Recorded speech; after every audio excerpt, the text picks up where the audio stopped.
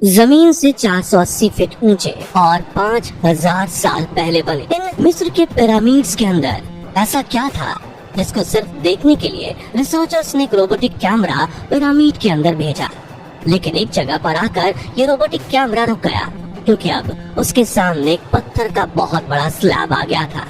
Researcher का मानना था कि इस पत्थर की दीवार के उस पार जरूर कोई ऐसा राज छुपा है जो पिछले 5000 सालों से दफन है।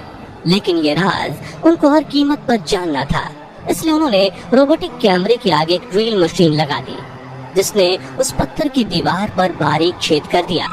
अब इस बारीक छेद से एक कैमरा भेजा गया जिसने उस पत्थर की दीवार के पीछे एक ऐसा मंजर देखा जिसे पहले कभी नहीं देखा गया था। कुछ लोग सिर्फ यही देखकर हैरान रह जाते हैं कि 5000 साल पहले बने ये पिरामिड कैसे एक ही तरह के बने हुए हैं, कैसे इनके बीच दबे जमीन का लेवल एक बराबर समतल है। ये सब कुछ हैरान करने वाला जरूर है, लेकिन यकीन मानिए पिरामिड को बाहर से देखने पर अगर आप एक बार हैरान होते हैं तो उनके अंदर देखने के बाद आप हजारों बार हैरान होंगे।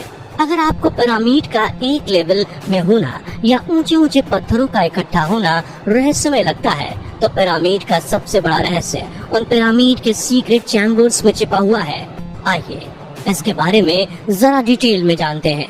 दोस्तों, जब भी कोई व्यक्ति पिरामिड देखता है तब उनके मन में सबसे पहला सवाल यही आता है कि इन्हें कैसे बनाया गया होगा, और उसके बाद वो सोचता है कि इन्हें आखिर क्यों बनाया गया, कैसे बनाया गया। इसका जवाब आपको पिछली वीडियो में हम दे चुके हैं, जिसका लिंक आपको वीडियो के एंड स्क्रीन पर मिल जाएगा। दुनिया भर के आर्कियोलॉजिस्ट मानते हैं कि हो ना हो इस क्यों का जवाब गीजा के पिरामिड में ही मिल जाएगा।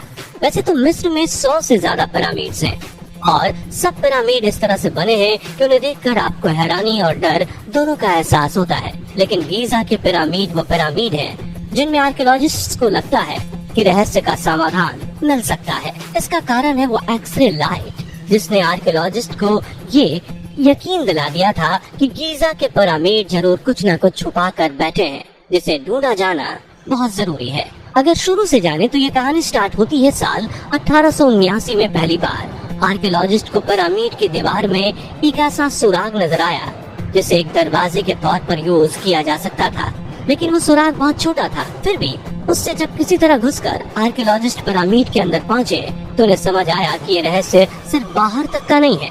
अंदर एलियन भाषाओं में कुछ ऐसा लिखा गया था जिसे ना तो आज तक देखा गया था और ना ही किसी लिंग्विस्ट तक को उम्मीद थी कि इस तरह की भाषा भी होती है। अब तक ना तो मेसोपोटामिया की खोज हुई थी और ना ही सिंधु घाटी सभ्यता को ढूंढा गया था। उस दिन से शुरू हुई आर्कियोलॉजिस्ट की ये खोज आज तक चल रही है।